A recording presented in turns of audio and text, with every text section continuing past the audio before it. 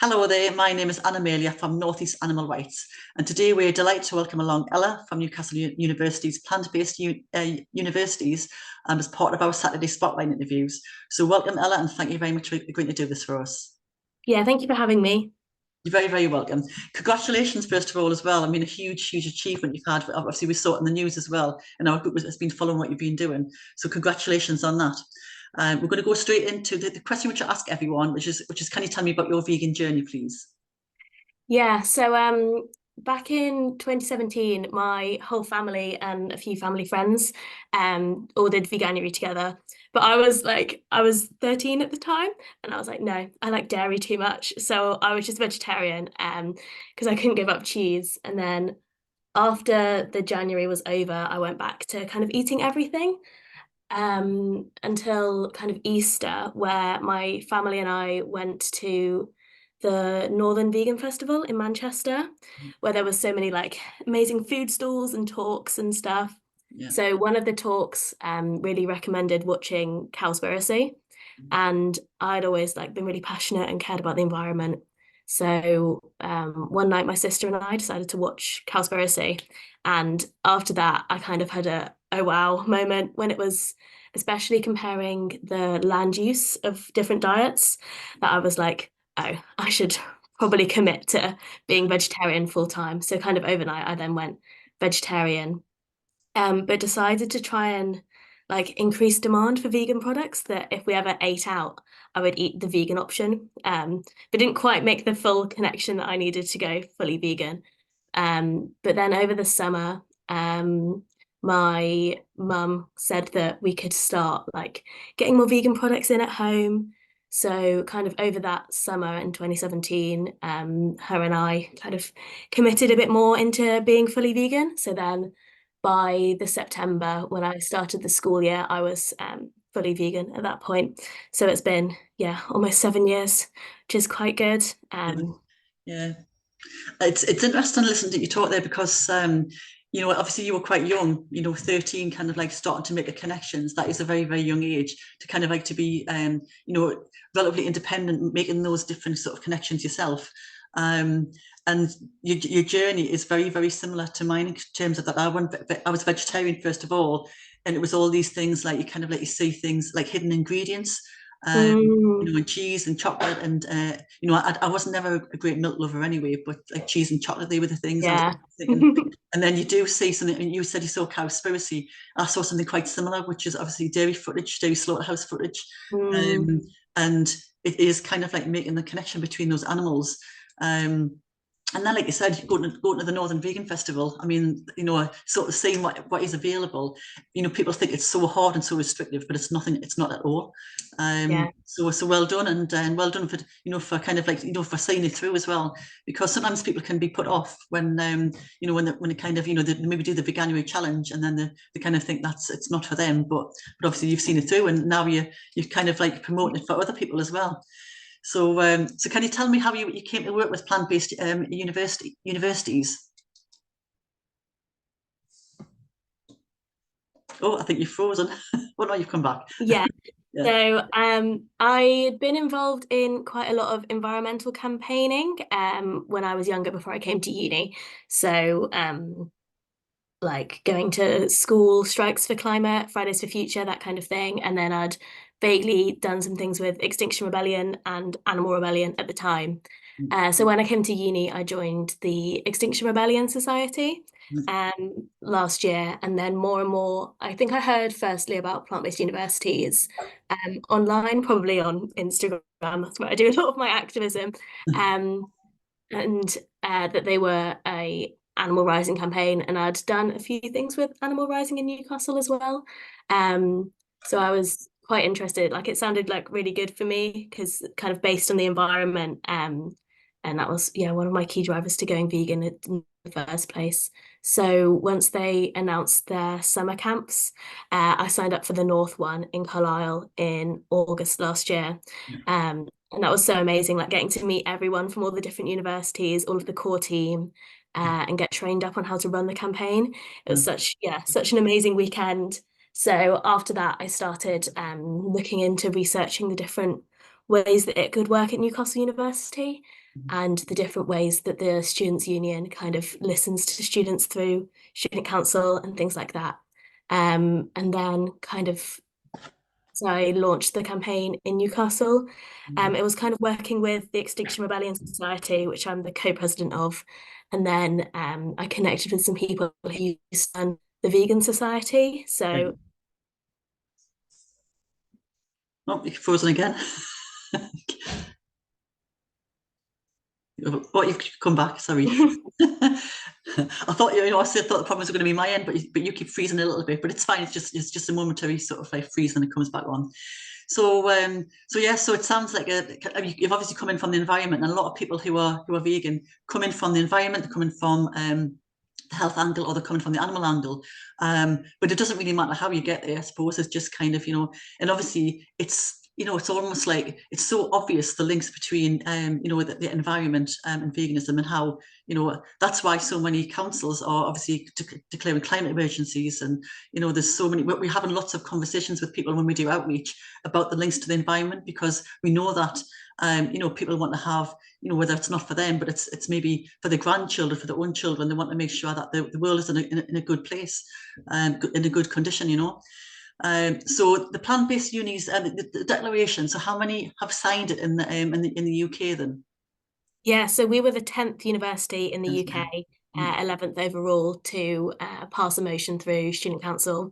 mm, A couple of others are going through alternative mm, um, kind of ways talking to the universities. mm, Uh, but yeah, 11th overall, which is good. It's active in over 80 universities across the UK and Europe now. mm. So it's really growing quite Yeah, quickly. it is. Yeah.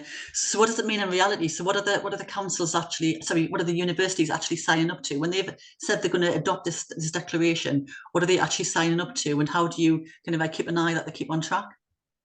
Yeah, so different universities have kind of different ways. So it's not exactly a copy paste thing. We customize it to each university. Yeah. So me and the rest of the Newcastle team wrote a motion for Student Council. And because the Newcastle Students' Union doesn't own any of their own food outlets, Yeah. it's relatively simple for the organization to adopt because they don't have to change any way of how they operate their business. In Newcastle, it's that ticketed events will go 50% plant-based, and all other events will try to be 100% plant-based. Right. So at the moment, we are, yeah, just trying to put pressure on them to kind of start looking at making these changes wherever possible, with these end goals in mind. And with the win at Student Council, where 89% of students voted in favour, that's a really good tool that we can use when we then go to the university, because the university isn't held accountable by Student Council. They don't often have spaces where they listen to students. Yeah. So taking the win from Student Council and communicating that to the university that this is what the students want, so Yeah. that hopefully the university will then start to transition their self-owned catering outlets. Yeah. So I was doing a talk recently at Newcastle Sixth Form College, which is part of the Newcastle Uni, Newcastle College, and they have quite a big. They had quite a big plant-based range as well, which I was pleasantly surprised at. Um, but how do you kind of like keep track of them actually? So it's one thing for them to sign up to it and say that they're going to do these things, but do you have sort of any sort of like monitoring process to kind of? I mean, I know you have students who are based there, so it's just kind of like a case of you just keeping an eye on events they have and that sort of thing. Yeah, it's mostly run by students on the ground, so getting them to hold the uni in accountable and having like great personal relationships with the staff at the Students' Union and the university really helps. So when we were writing the motion, it was a collaboration really between myself and the other campaigners Yeah. and the people who work in the Students' Union, like helping students to pass their motions. Yeah. So they would come back and tell us what's possible and what isn't. Yeah. So we're hoping to try and continue those good relationships going Yeah. forward. Yeah. I suppose that's it. I mean, it's having the non-judgmental relationships, really, isn't it, to keep the process going. Um, so you've talked a little bit about the process there. So how long did the process from start to finish? How long did it actually take for you to get it adopted? We went through ours quite quickly. So I held the first like open plant-based unis meeting at the end of November last year. So that was when the team kind of started to form. And then in February, we kind of sat down and had a like co-working session where we all look at like doing research and trying to see what we can actually do to make a difference at the uni. And we decided then that we would try and submit a motion because I'd started going to student council this year to figure out what was going on because it's really hard to like understand how the process works without being there on the Yeah. ground. Um, so I kind of understood the way that student council operates, and we decided that going for a motion would be worth it. Mhm. Um, but I was going to propose the motion and I couldn't make it to the May student council because I'm away doing some field work. So we're like, oh, okay, so the next one's in March. So at the end of February, we were like, right, okay, let's get this motion in for the March student council. So we started writing it together, working with Nusu. And yeah, the motion was submitted 2 weeks before student council, so like the 1st of March. And then it went through different committees. So like to try and make sure the motion's viable. So they made a few changes again, like removing, initially we had rolling dates, which is what a lot of other universities do, like a 25% Yeah. yearly increase. They removed that and just said like move towards, Yeah. but hopefully that will, once Mm. we hold them accountable, that should work. Yeah. And yeah, I got it into the student council and then spoke to the people that have voting places at student councils Mm. to make sure that they understood the motion, that we're not trying to make every student at the university go fully vegan, just that the university as an institution needs to have a lot more accountability for its impact on the climate, especially. Yeah. Um, yeah, so it was quite a quick turnaround. I think in total it was from deciding we were going to do a motion to passing the motion, it was like 5 or 6 weeks.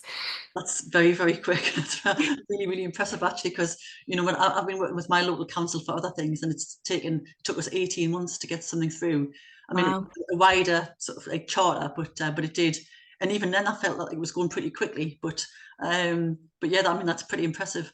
So did you come up? I mean, you said you had 89% in favour of doing this. So did you have obviously the 11% who didn't agree with it? What problems did you come up against?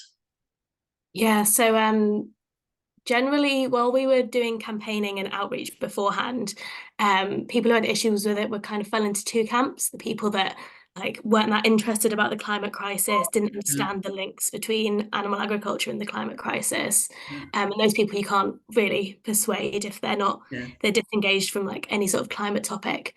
And then people who kind of agreed but thought that 100% was a bit too far. Yeah. Um, and for them, it's just explaining that, the severity of these motions to combat the severity of the climate crisis. Yeah. Um, and during council, we didn't have anyone speak against the motion, but we had a few questions about kind of the logistics of what it means when it's implemented, and how representative it is for the student body, Mm. um, that kind of thing. So we're hoping that we can get more people to fill Yeah. out the survey before we go to the university, because Yeah. at the moment we have a survey with over 200 responses, and the majority are in favour of the campaign. Yeah. I mean, our target market when we do our outreach is always the 18 to 25s, because they're the ones who are kind of like the ones who've got the energy, the enthusiasm, the investment in the future as well. So they're the ones who we really need to get on board. And it's really, really, it's really, really incredible how many of them do, and how many of them totally get it, and they get frustrated at the older generation not doing the right thing about the planet that they're going to inherit. So it's brilliant to see all these younger people just taking ownership of this huge problem that the older people have created, and then saying, look, we're going to sort it out. Now I'm going to change the topic a little bit. So we know, so Newcastle University, we know, we've got the World Day for Animals and Labs coming up, and by the time this comes out, we'll have done the event.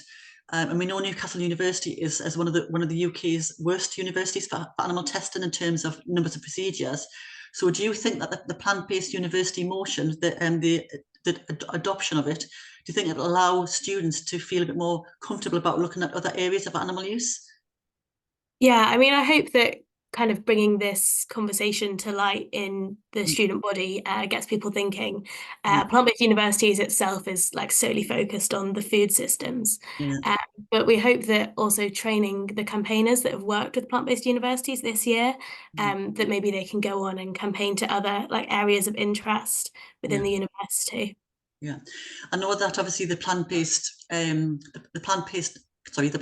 diet part of veganism is obviously a relatively small but a massively impactful on the environment part of it. But obviously the other parts are things like vivisection, cloves, which also has a links to the environment as well. But basically animal use. So it'd be lovely to see some of those students kind of like just kind of like almost like taking like looking at other areas of veganism and pushing those a little bit as well, particularly with animal testing as well. But anyway, yeah, that sounds great. So how can viewers and listeners help? How can we help you? With the next university, I presume. I mean, we've got we've got Durham, we've got Sunderland, we've got Teesside. So how if somebody's watching who's from a university in one of those areas, or even in the further out in the UK, because we know this gets watched all over the place. So what would be their first step? How do they do it? Yeah, so I think Durham's about to launch a campaign soon, but there's not active in any other Northeast universities. So the best way to do it is through the Plant-Based Universities website. You can sign up and then you'll get in contact with our regional coordinator, and they'll kind of give you some tools and a bit of training on how to run the campaign and the ethos of the campaign in general. Yeah. Other universities in the north, so Liverpool, Manchester, um, Lancaster all have motions coming up before the end of this academic year. So other people in the north as well can get involved really easily. We're always looking for new people in Newcastle. So we mainly, the quickest way to get in touch with us is usually Instagram or emails and stuff as well are really useful. Um, yeah, Plant-based University is a